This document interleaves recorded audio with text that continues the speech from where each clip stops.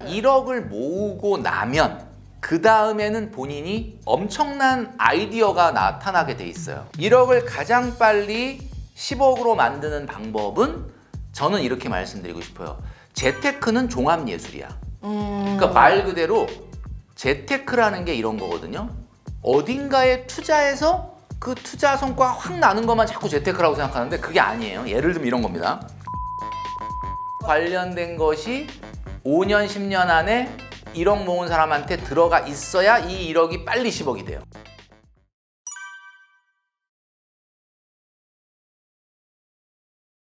네, 시청자 여러분 안녕하세요. 돈어리 박지희입니다. 자, 부자가 되고 싶지만 소비는 못 참겠어. 이런 생각 많이들 하실 것 같은데요. 자, 그런 분들에게 아주 혼쭐을 내시면서 정신이 번쩍 들게 해주시는 분이 계십니다. 오늘은 그분 모시고 저희가 자세한 이야기 나눠보도록 하겠습니다. 자, 돈줄남 김경필 머니 트레이너님 모시겠습니다. 어서 오세요. 네, 반갑습니다. 네, 반갑습니다. 네.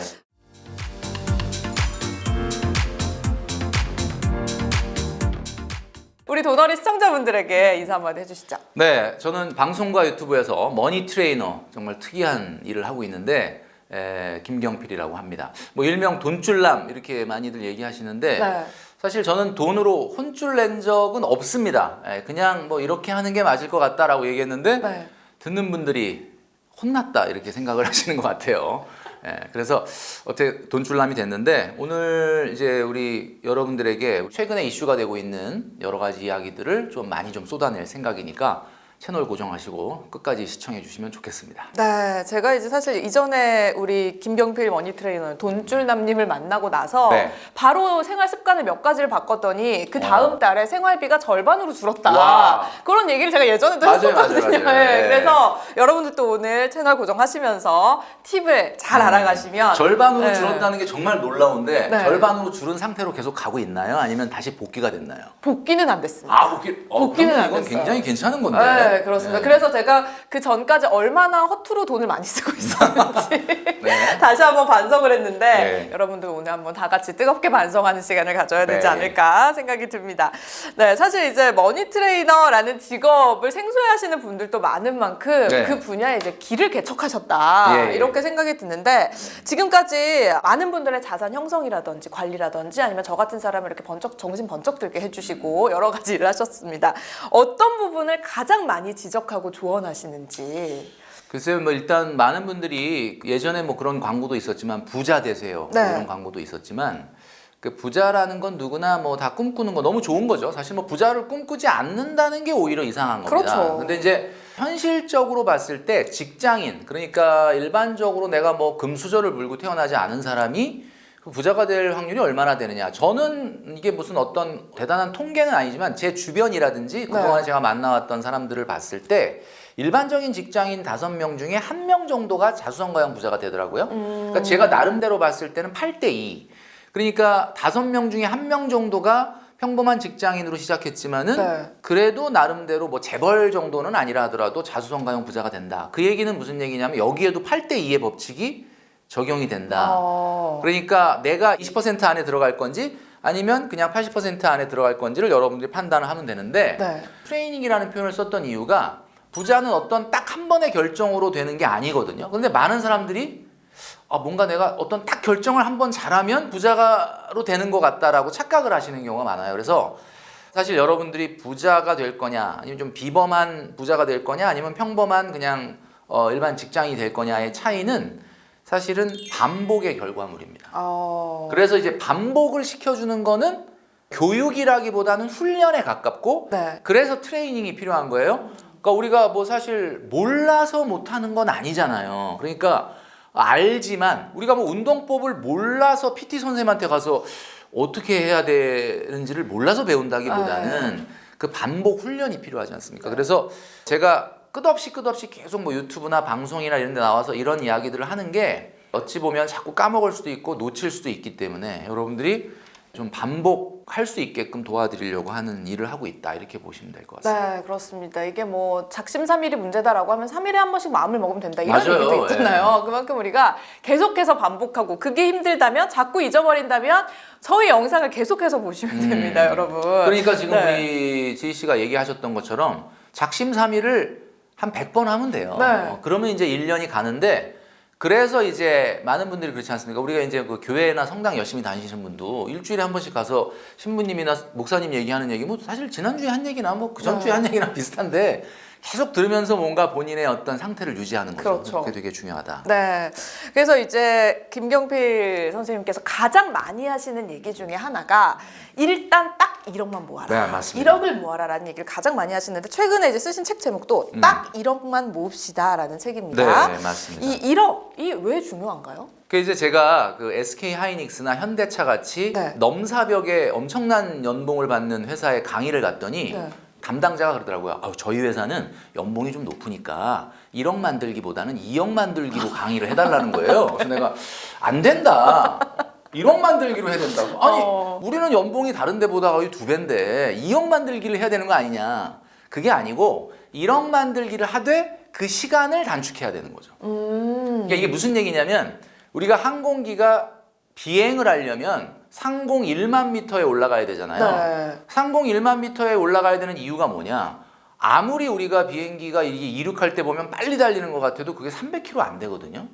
그러니까 300km밖에는 지상에서는 속도가 안 나는데 1만 미터로 일단 올라가면 그 다음에는 아주 굉장히 작은 에너지를 써도 800km에서 1000km로 날아갈 수가 있어요. 그러니까 우리가 1억이라고 하는 최소 시드머니에 빨리 도착하는 게 중요한데 이거 연봉이 2배다 그러면 딴 사람이 5년, 6년에 1억 만들 걸 2년, 3년에 만들면 되는 거지. 2억 만들기, 3억 만들기가 중요한 게 아니다. 왜? 2억, 3억을 1억 만들기와 똑같은 방법으로 하면 안 됩니다. 또 그게 달라져요? 네, 달라지죠. 왜냐하면 1억을 만들 때까지는 웬만하면은 위험 성향의 투자보다는 네. 따박따박 돈을 모아서 1억을 만들고 그 다음에는 이제 우리가 800km, 1000km 정도의 속도가 나야 되니까 그때는 좀 분산 투자가 돼야 되죠. 그래서 1억이라는 게 왜 중요하냐? 그러면 우리가 보통 1억을 시드머니라고 하잖아요. 네. 우리가 이제 맨날 쓰는 용어다 보니까 이게 무슨 의미였는지를 까먹는데 시드머니라는 거는 종잣돈, 씨앗돈이란 뜻입니다. 네. 그 씨앗을 심어봐야 그 1억이 나중에 10억이 될지 아니면 2억이 될지 그건 알 수가 없잖아요. 그러니까 우리가 그 사과 안에 씨앗이 몇 개 들어있는지는 사과를 쪼개보면 아는데 씨앗 안에 사과가 몇 개 있는지는 심어봐야 알 수 있어요. 그래서 1억이 왜 중요하냐라고 얘기한다면 이게 우리가 훨훨 비행을 하기 위한 최소한의 시드머니이기 때문에 이것이 가장 중요하다라고 말씀드리는 거죠. 네, 그래서 이제 1억을 모으는 것이 가장 중요하고 그게 이제 시작이다라고 말씀을 하시는 건데 그렇다면 우리가 그 시작하는 반열에 들어가기 위해서 1억을 모아야 되는데 만약에 이제 직장인이 5년간 1억을 모은다라고 가정을 한다면 좀 로드맵을 예시로 들어주시면 좋을 것 같아요. 이 얘기하면은 뭐 많은 방송이나 유튜브에서 제가 얘기를 많이 했기 때문에 영상 보시는 분들은 그거 뭐 들은 것 같은데 뭐 이러면서 기업 뭐 얼마를 해서 뭐 이렇게 얘기하는 기억이 난다 이렇게 생각하시는데 정확한 숫자는 또 기억을 못 하시죠. 그렇죠. 뭐 최근에 이제 아무래도 금리 인하가 되면서 뭐 예적금 이자율이 조금 낮아졌습니다. 네. 뭐 상품에 따라서 이자율에 따라서 조금 다를 수는 있겠지만 같은 금액을 3년을 내든 5년을 내든 해서 1억을 만드는 건 안 됩니다. 그렇게 하시면 안 돼요. 그러니까 우리가 지금 금리로 보면 한 달에 155만 원만 안 쓰고 정기적금을 넣고 5년 붙잡고 버티면은 5년 후에 1억은 되거든요. 근데 어떤 사람이 155만 원을 5년 동안 한 번도 안 쉬고 60개월을 넣을 수 있을까? 잘 생각해 보면 물론 그런 분도 있는데 재미가 없잖아요. 이게 성장 발전하는 재미가 없잖아요. 그래서 저는 꼭 얘기하는 게 1억 모으기 저축은 여러분 증액 저축으로 하셔야 됩니다. 점점 그러니까, 더 저축하는 그렇죠. 금액을 늘려야 되는 한마디로 처음에는 좀 적게 시작해서 부담 없이 시작을 해야 되는 거예요. 네. 처음부터 155만 원 5년 해라 그러면 이건 현실이 불가능하다. 그래서 그냥 안 해버리시는데 131만 원을 하셔라 이거야. 131만 원도 물론 굉장히 힘든 건데 131만 원으로 시작을 하고요. 매년 딱 10%만 증액을 하는 거야.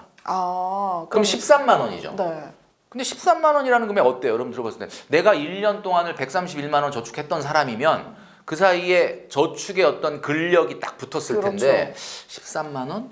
그거 좀 마음만 먹으면 할 수 있거든요. 왜냐면 또 급여가 올라갈 수도 있고.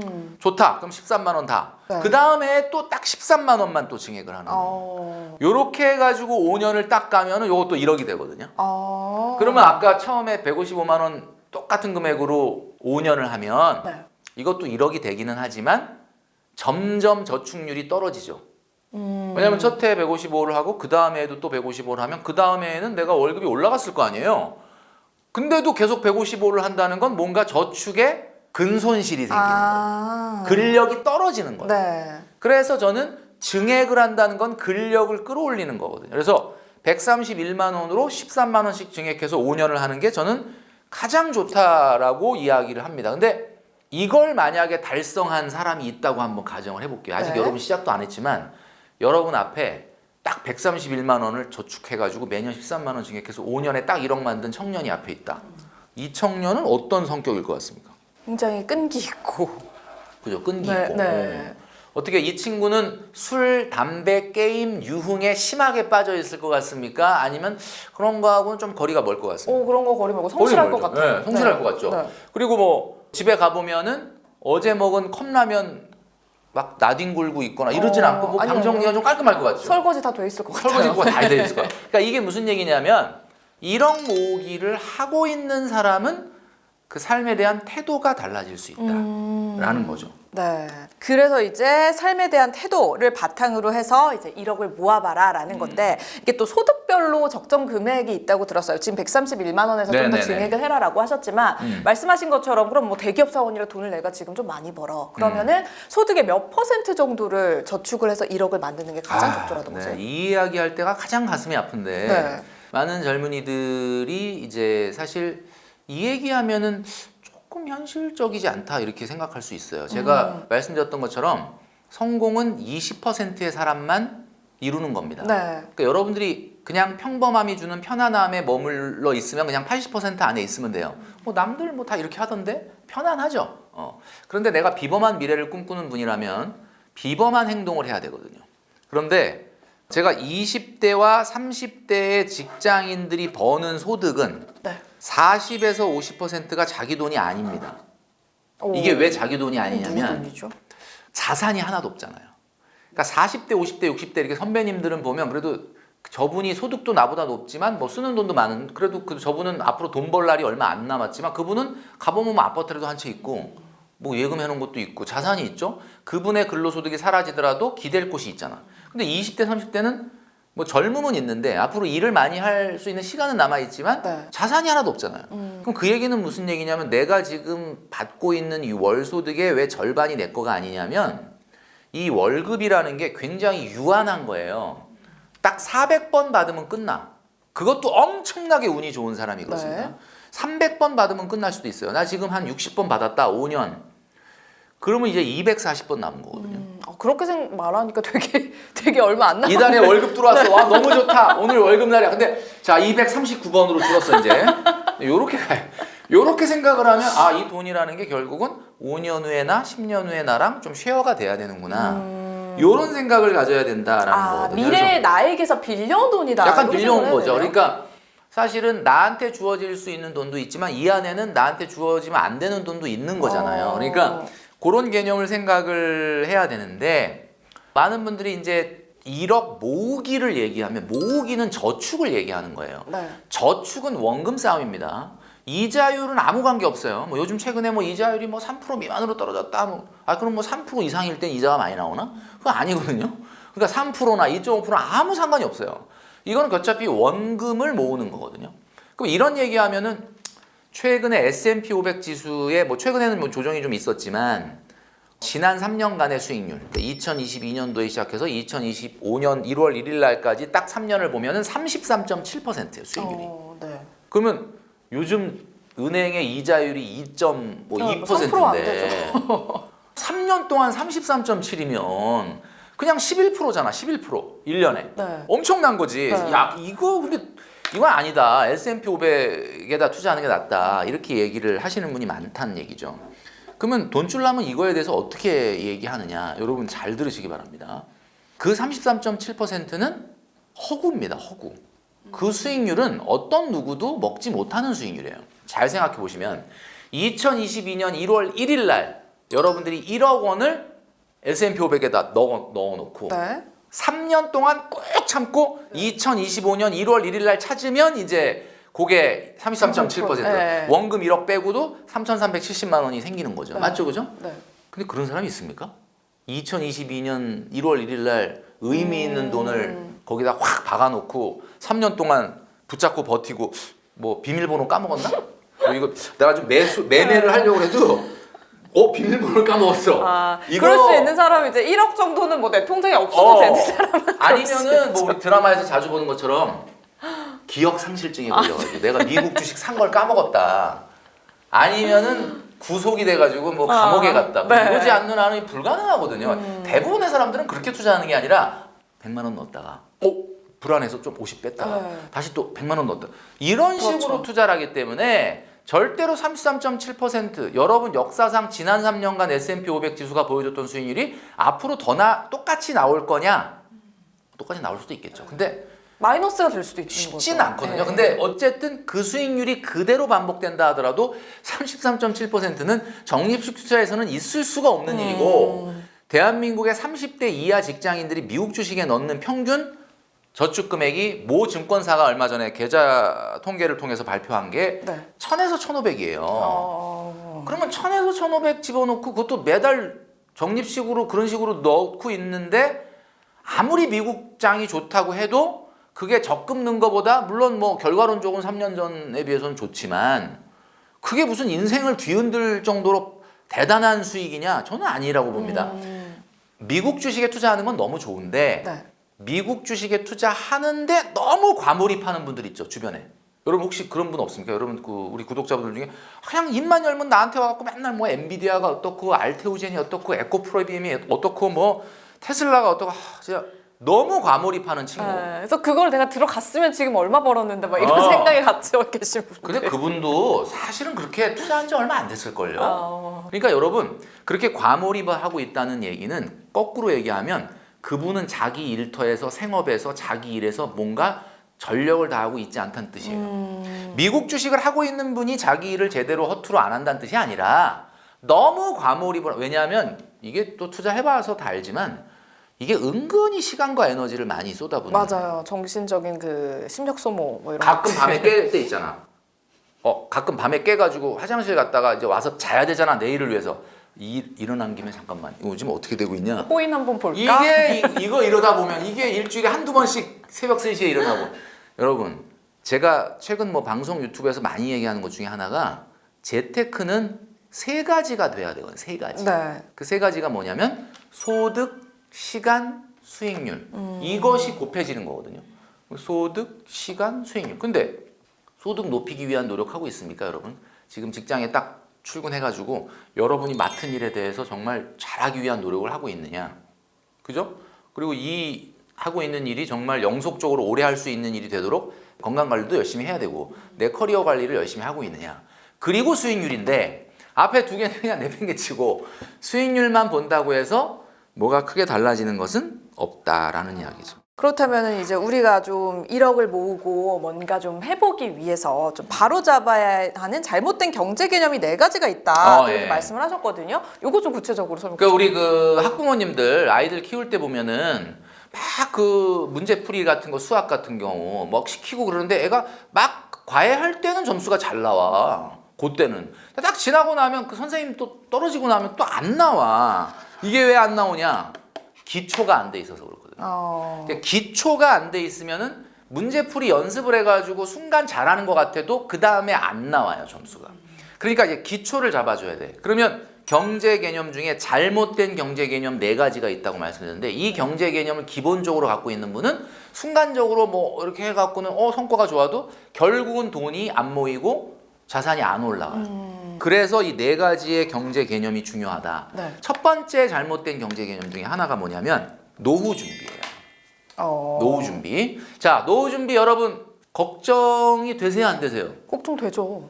근데 솔직히 말씀드려서 네. 20대, 30대가 노후 준비가 걱정이에요 라고 얘기한다는 거는 저는 조금 안 맞는 말이라고 생각하는 게 이게 노후 준비가 책으로 얘기하면 인생이 문제집 3권인데 첫 번째 문제집이 성장기고 두 번째 문제집이 활동기고 네. 세 번째 문제집이 노후기예요. 네. 자, 그럼 성장기는 다 풀었죠? 끝났어. 네. 두 번째 문제집 풀고 있죠. 두 번째 문제집 막 풀고 있는데 활동기. 활동기 잘 풀려요, 안 풀려요? 잘 안 풀립니다. 잘 안 풀려. 잘 안 풀려. 이게 잘 풀린다고 말할 수 있는 사람이 있을까요? 그러니까 막 잘 풀리는 사람도 있는데 안 풀리잖아. 근데 안 풀리는데 갑자기 지금 국어 시간인데 국어 막 풀어야 되는데 잠깐만 다음 시간에 수학이 이게 걱정이네.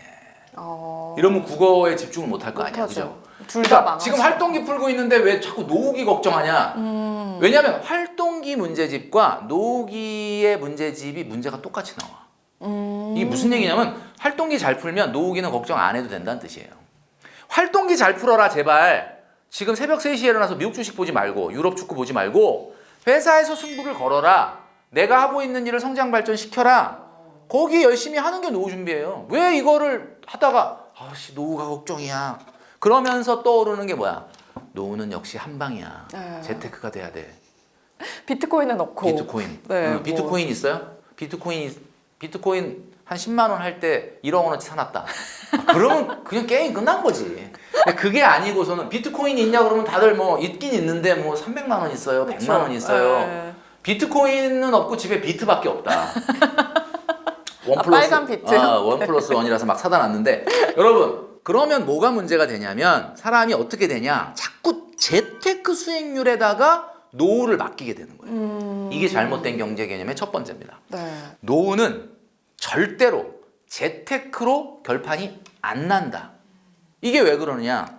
아니던데 우리 할머니 할아버지의 친구분은 어디에 땅을 샀는데 그 땅이 대박이 나가지고 지금 부자로 살던데 그거는 할아버지 할머니 세대 때 얘기고 지금은 그런 일이 안 일어나요. 그쵸, 우리나라에서는 물론 뭐 비트코인 10만 원 할 때 1억 원어치 사놨다 그러면 결판 났겠지만 그거는 100만 명 중에 한 명이거든요. 그래서 중요한 거는 노후 준비는 여러분의 활동기에서 여러분의 소득이 얼마나 오랫동안 지속되느냐의 게임에서 결정난다.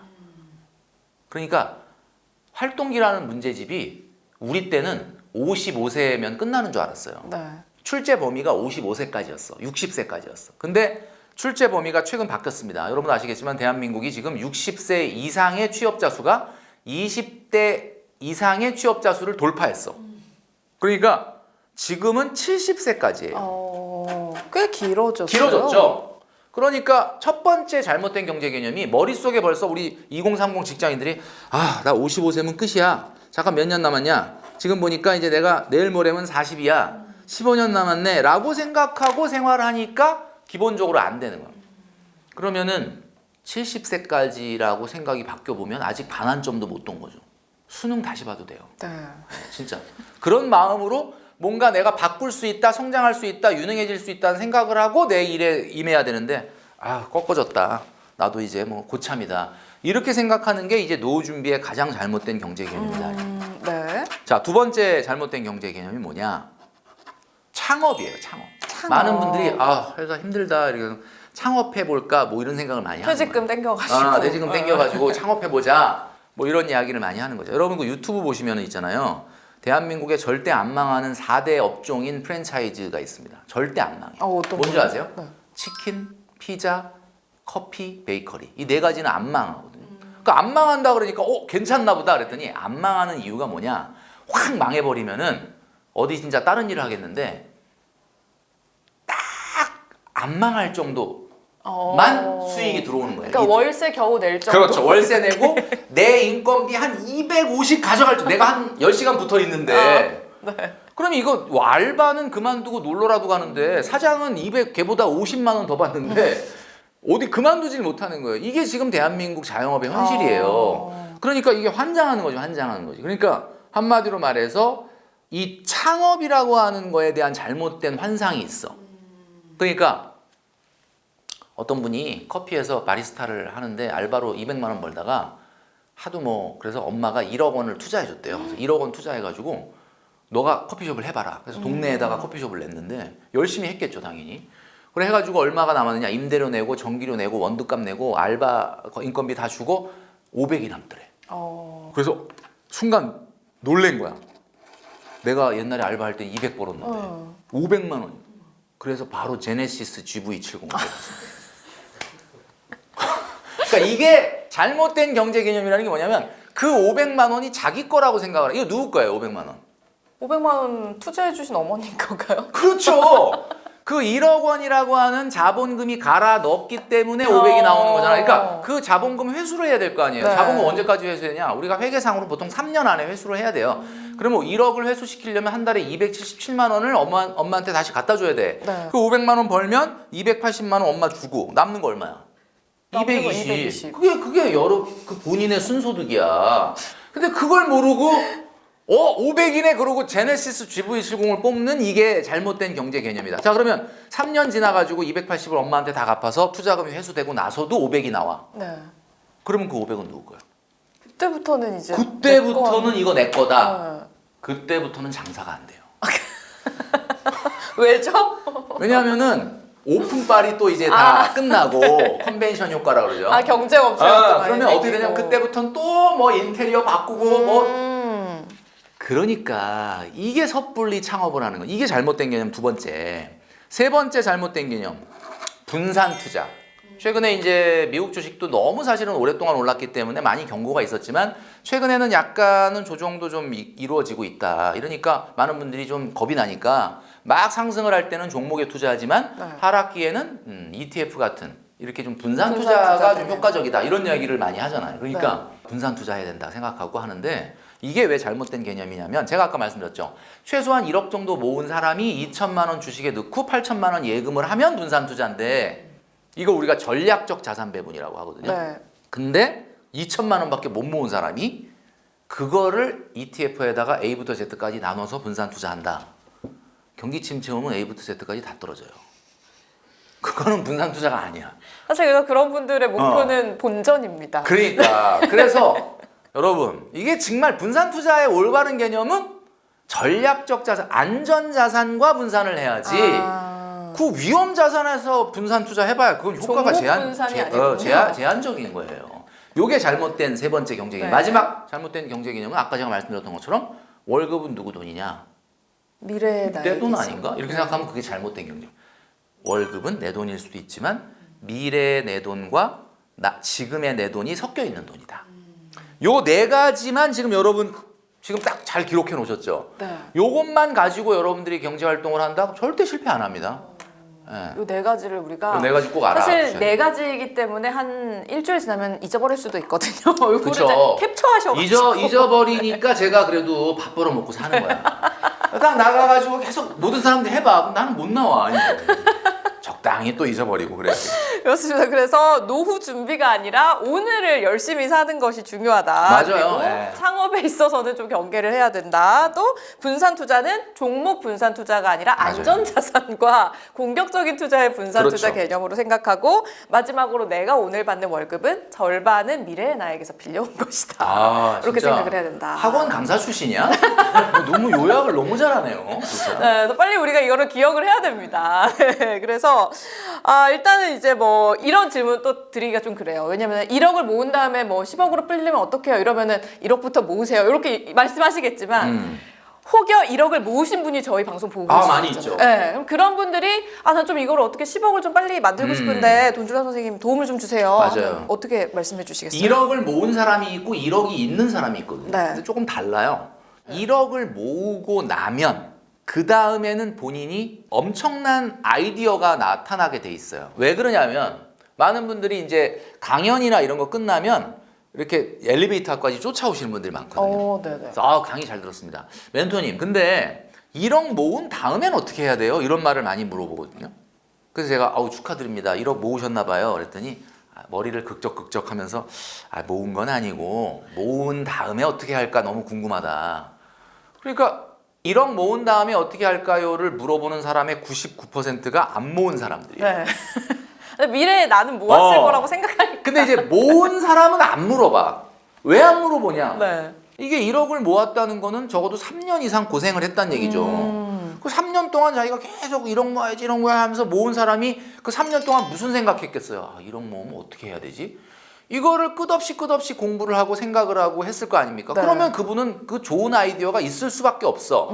그럼 예를 들면은 제가 얼마 전에 인터뷰했던 분 중에 1억을 모았는데 이게 전세금 올려줘야지 그러고 모았대요. 근데 갑자기 1억을 딱 모으고 나니까 와 내가 이거 모으느라고 너무 고생을 했는데 이 1억을 전세금 올려주려니까 열받는 거야. 그래서 넓은 평형으로 가려고 했는데 그냥 참고 1억을 어떻게 좀 투자를 해보자 생각을 했대요. 근데 어머님이 맨날 반찬을 해가지고 오시는 거야. 그래서 어머님이 솜씨가 좋으니까 신도시에다가 무인 점포로 반찬 가게를 열자.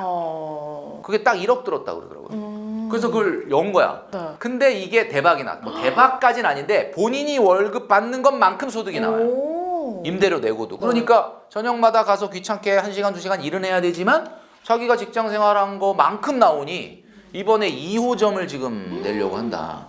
근데 이 사람이 이런 얘기를 해요. 자기는 사업하고는 거리가 먼 사람이고 1억을 모으기 전까지는 아무 생각이 없었는데 1억을 모으고 나니까 아씨 1억으로 뭐 하지? 이러다 보니까 생각이 났다는 거야. 어떤 분은 1억 모으기 전까지는 결혼이라는 건 생각도 안 했었는데 네.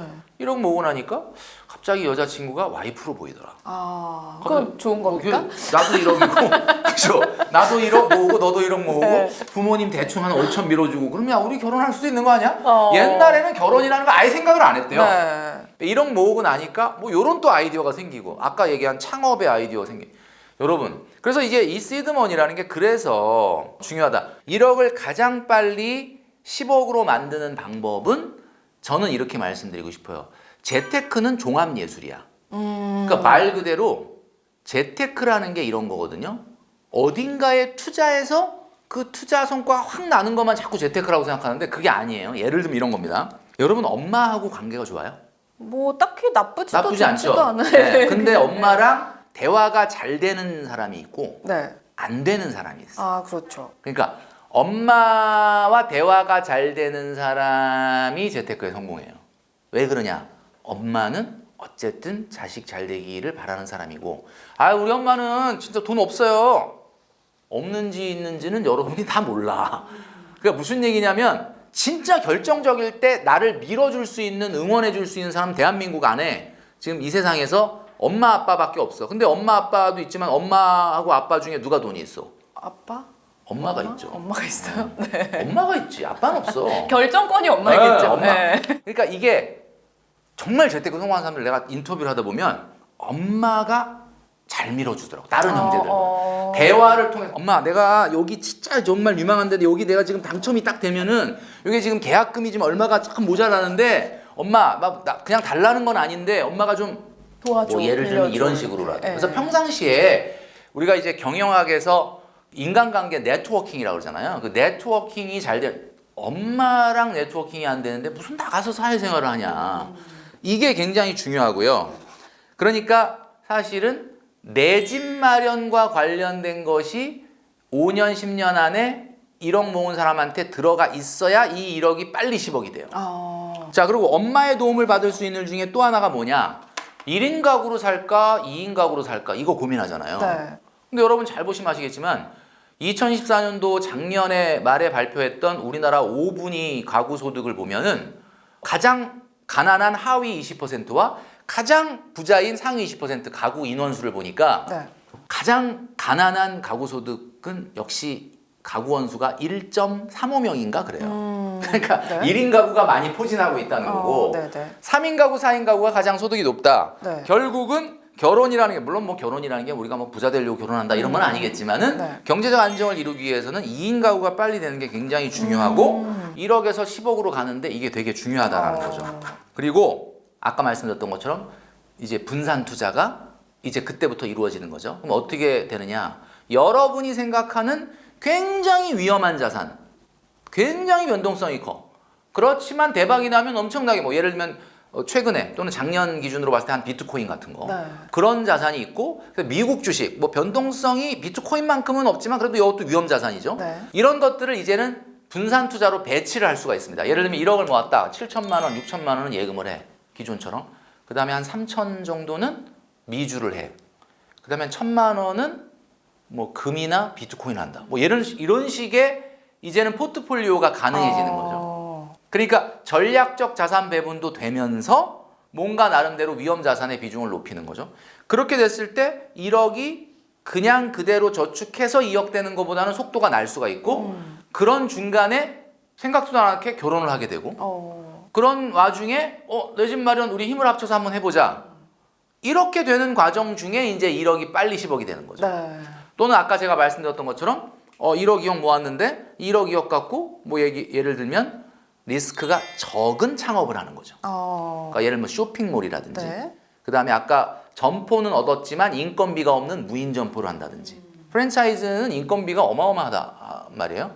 뭐 그런 아이템을 한다든지 아니면 무슨 뭐 요즘 공구들 많이 하시던데 네. 뭐 예를 들면 SNS. 이런 아이템이라든지 이런 걸 통해서 혹시 망해도 내가 뭐 이렇게 엄청나게 자본이 많이 투여가 되거나 손해날 일이 없다. 이런 사업을 통해서 1억이 10억으로 빨리 불어날 수가 있겠죠.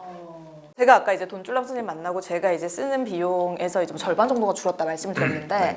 여기 도움을 되게 많이 받았어요. 소비를 줄이는 방법을 몇 가지를 알려주셨거든요. 네. 거기서 이제 뭐 삼심제도도 있었고 뭐 여러 예. 가지 있었는데 결제 삼심제도. 그렇죠. 그런 것들을 지금 좀 간략하게 어. 설명을 해주시면 도움이 또 많이 될 것 같습니다. 그러니까 여러분들이 이제 보면은 건강검진 하잖아요. 네. 건강검진 뭐 1년, 2년에 한 번씩 하시는데 건강검진 할 때 가장 이제 저도 이제 나이가 50대 넘어가고 하다 보니까 요즘 최근에 이제 생각하는 게 뭐 혈압 관리, 그 다음에 이제 당뇨 관리, 네. 간 수치 뭐 이런 거 보잖아요.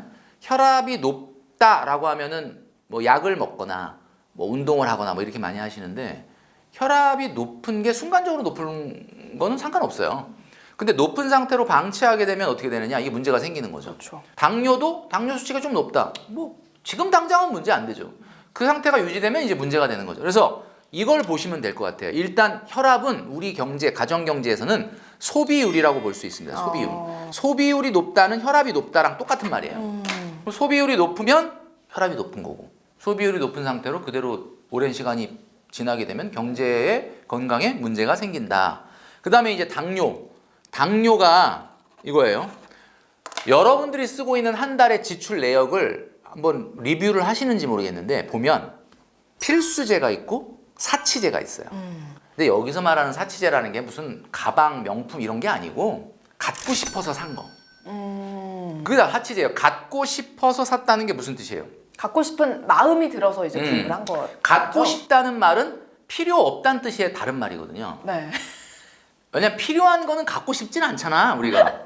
뭐 치약이 갖고 싶어요, 뭐 샴푸가 갖고 싶어요 이러진 않잖아. 그쵸. 그러니까 필수제가 있고 사치제가 있는데 우리가 살면서 어떻게 필수제만 씁니까? 갖고 싶은 것도 사야죠. 돈줄람도 58만 원짜리 시계. 이건 물론 뭐 내가 갖고 싶진 않았는데 네. 사주니까 그냥 뭐 차고 다니긴 하지만 갖고 싶은 것도 사야 되거든요. 근데 이제 중요한 거는 필수제 소비 비중과 네. 사치제 소비 비중의 비율이 20대는 20%, 네. 30대는 30%, 50대는 50%.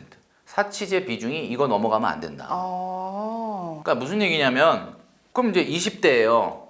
내가 한 달에 내 용돈이 생활비가 100만 원이야. 네. 100만 원을 쓸 거 아니에요. 네. 근데 80만 원은 뭐 밥 사 먹어야 되는 거고 뭐 해야 되는 거고 뭐 이게 거의 필수제다. 근데 20만 원은 안 사도 되는 건데 이달에 그거 사고 싶어서 샀다. 그게 한 20만 원. 굉장히 정상적인 소비다. 근데 딱 영수증을 깠더니 50만 원이 안 사도 되는 걸 썼고 50만 원이 뭐야? 그거다라는 얘기는 40만 원을 쓸데없이 안 써도 되는 사치제를 더 샀다는 얘기니까 그건 안 돼. 그럼 소비 당뇨예요. 요게 소비 당뇨야. 네. 무섭죠? 소비 당뇨. 당뇨가 왠지 좀 진짜 약간 뭐 무서워. 내가 소비에 당뇨가 있구나. 우리 몸을 죽어가게 하는 죽어 거예요. 사치제. 그러니까 그럼 나는 언제나 내가 내 소득의 모든 그 소비를 100% 사치제로 쓸 수 있냐? 100살 되면 돼. 일단 100살까지 살아야 돼요. 100살까지 살면 네. 그때는 뭐 내일 모레 죽을 건데 뭐 내가 뭔 돈을 왜 모아? 그냥 하고 싶은 건 다 하세요.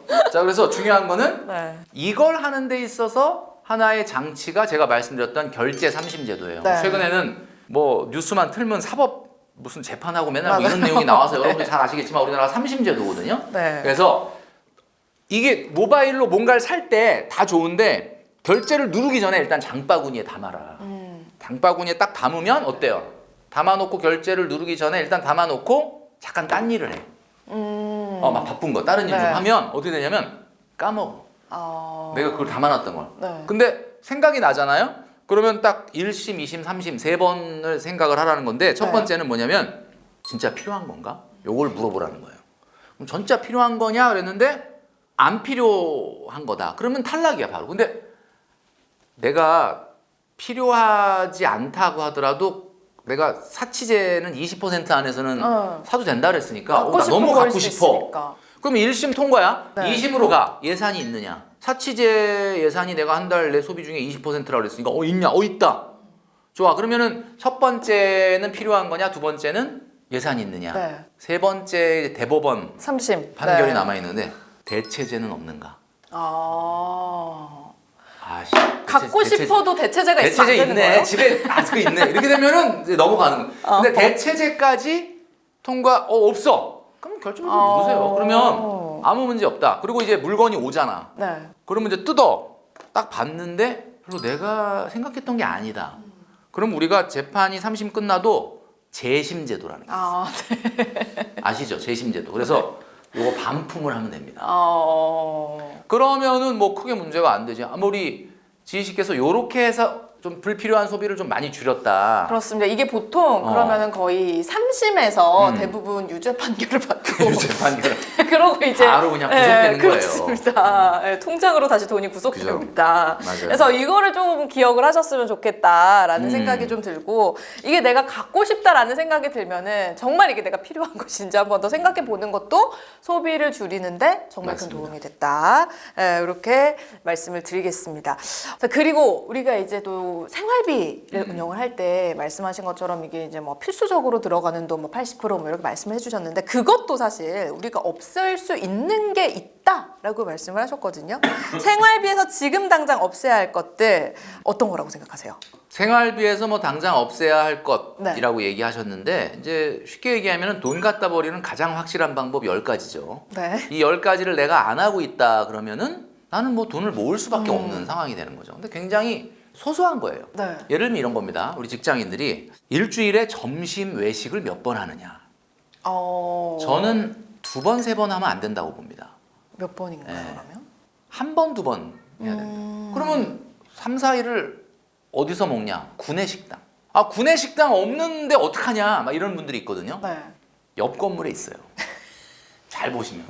그러니까 옆 건물에 있어요. 그러니까 식사를 우리가 할 때 요즘 밥값이 정말 보통이 아니거든요. 맞아요. 그러니까 물가가. 구내식당에서 먹는다는 게 영양적으로도 훨씬 훌륭해요. 그러니까 외식을 1번, 2번으로 좀 하는 게 좋겠다. 네. 이게 이제 우리가 순위로 얘기하면 10위예요, 10위. 네. 9위는 뭐냐면 택시야.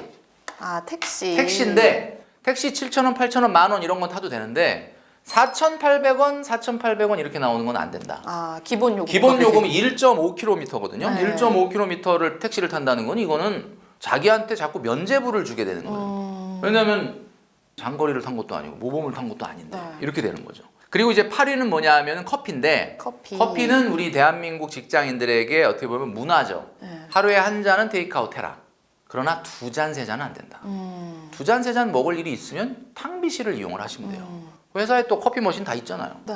한 잔을 테이크아웃 해요. 한 잔 테이크아웃을 어디서 해야 되냐? 노란색에서 하면 돼요. 노란색은 뭐예요? 노란색. 브랜드에 노란색이 들어가요. 우리 지희 씨는 노란색이라는 것 자체를 몰라. 와, 이거 큰일이네. 노란색이 뭐야? 자, 컴포즈, 메가 커피, 백다방의 공통점이 노란색이죠. 초록색 안 됩니까? 초록색 안 됩니다. 초록색은 언제 해야 되냐? 네. 제가 초록색 커피숍을 자주 가는데 그거 저 주로 책 쓸 때. 그래서 뭐 누구랑 앉아서 수다 떤다, 회의한다, 일한다 이럴 때는 가도 돼요. 왜냐면은 그 초록색 커피값 안에는 그 스페이스 코스트라 그래서 공간 점유 비용이 있거든요. 자릿세. 예, 근데 초록색 커피를 들어가서 테이크아웃해서 나오면 직원들이 놀래. 뭐 쟤는 막 들고 나간다. 이거는 제가 봤을 땐 대전까지 KTX, 네. 부산까지 KTX 끊고 대전에서 내려버리는 말도 안 되는 얘기다. 무슨 얘기인지 아시겠죠? 네. 자, 한 잔은 마셔라. 대신에 노란색에서 마셔라. 그러나 일을 하거나 공간을 점유한다면 초록색을 가라. 이렇게 말씀드리고 싶고요. 네. 그 다음에 이제 이벤트 비용. 이벤트 비용도 자기 소득의 한 3% 이내로 예산을 만들어서 쓰면 좋습니다. 그 다음에 옷 사는 거 있죠. 옷. 네. 계절 바뀔 때마다 신상 옷 사는 건 안 돼요. 경년제. 경년제. 예. 자, 올 봄에 여러분 옷 사셨어요? 안 샀으면 내년에 사도 돼. 그러니까 작년에 샀잖아. 올해 사면 안 돼. 이렇게 가셔야 돼요. 네. 자, 그 다음에 문화 레저비. 문화 레저비는 10% 이내로 하셔라. 여기 문화 레저비에는 뭐야? 취미, 운동, 뭐 이런 레저 이런 거 다 들어가는 거예요. 그러니까 예를 들면은 뭐 공연 본다, 책사 본다, 영화 본다, 또 뭐 있을까요? PT, 요가, 필라테스 이런 거 다 들어가는 겁니다. 이거 넘어가면 저축 못 한다. 네. 그 다음에 이제 식생활비는 우리가 소득이 한 25% 이내로 좀 했으면 좋겠고, 네. 그 다음에 주거 비용. 네. 이 주거 비용이 문제입니다. 지금 수도권 서울 광역시에 근무하시는 분들은 이게 문제인데 도어투도어로 1시간 정도 되는 거리로 이사를 가셔라. 최소한 1시간은 출근하면서 오늘 할 일을 명상을 해야 돼. 네. 예, 눈곱 떼고 그냥 바로 컴퓨터 앞에 앉아가지고 그냥 회사 앞에 오피스텔을 얻으면 안 돼요. 그래서 월 소득의 15% 이내가 돼야 된다. 15% 예. 이내로. 그 자기 월세가 내가 소득이 300만 원인데 월세 60, 70 낸다 그러면 그 잠이 오겠습니까? 잠이 안 오죠. 그 다음에 중요한 거는 여행입니다. 여행. 여행. 아, 이게 요거- 2위인가요? 요게 2위예요. 네. 여행 이게 문제인데 여러분 이 얘기하면 좀 약간 또 비현실적이다라고 얘기하실지 모르겠는데 여러분 연소득의 5%만 여행 경비예요. 연소득의 5%. 그럼 월 소득으로는 60%죠? 네. 그럼 얼마야? 월급 300인 사람은 180. 180만 원 가지고 여행을 끝내야 돼. 1년 여행 경비로. 그러면 많은 분들이 이거 너무하다. 이거 뭐 나는 여행 가려고 지금 직장 생활한다. 뭐 이런 분들이 있는데 180이 이제 여행 가서 쓰는 돈 모든 여행 돈인 거죠. 총 교통비, 뭐 그렇죠. 식비, 예, 숙소비 여행 이런 경비 거. 그러니까 네. 여행 경비인데 180만 원이면 유럽은 못 가겠죠. 나 언제 유럽 가냐? 나도 안 갔어 아직. 나도 안 갔어. 그리고 저는 심지어 우리 친누나가 독일에서 30년 이상 살고 있어요. 안 갔습니다 아직 유럽. 왜냐면 나는 가고 싶은 마음이 없어. 갈 시간도 없고. 짠내 투어에서 제가 뭐 예를 들면 섭외가 와서 같이 가자 그러면 가죠. 가고 이제 돈도 벌고. 그 연예인들 보면은 막 외국 나가서 막 보면서 막 뭐 먹으면서 막 혀가 놀랄 것 같아요. 너무 막 행복해서 죽으려고 그러잖아. 그거 왜 행복하겠어? 지 돈으로 안 갔으니까. 그 자기 돈으로 가봐. 그렇게 안 행복해요.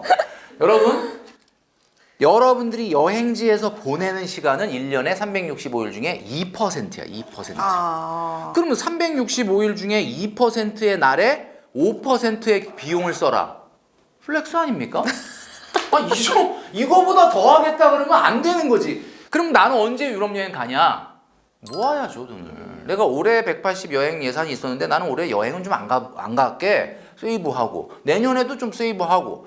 그래서 뭐 2해 정도 세이브했다가 내가 내년 로마인 이야기 3번 읽고. 그죠? 그러고 가야죠. 이게 여러분 안 된다 그러면은 여러분은 그냥 80%의 평범함이 나쁜 건 아닙니다, 여러분. 좋은 거예요, 평범함도. 저는 20%가 되려고 지금 저희 영상 보고 그래, 계신 20% 거니까. 되려고 지금 이 영상 보는 거지. 5명 중에 1명 안에 들어가려고 하는 거란 말이죠. 자, 마지막 1위는 지금 얘기한 9가지를 다 안 하더라도 이거 하나 하면은 문제가 생길 수 있다. 이게 뭐냐면 차예요. 차. 네. 자기 소득의 6개월 이상 되는 차를 타는 순간 망하는 거야. 자기 소득의 6개월 이상 되는 차. 그러니까 이렇게 얘기하면 또 많은 분들이 가만있어 봐. 내가 지금 월 소득이 300만 원이 300만 원 곱하기 6개월 하면 638, 1,800만 원. 1,800만 원짜리면 아반떼를 중고로 타야 되나? 네.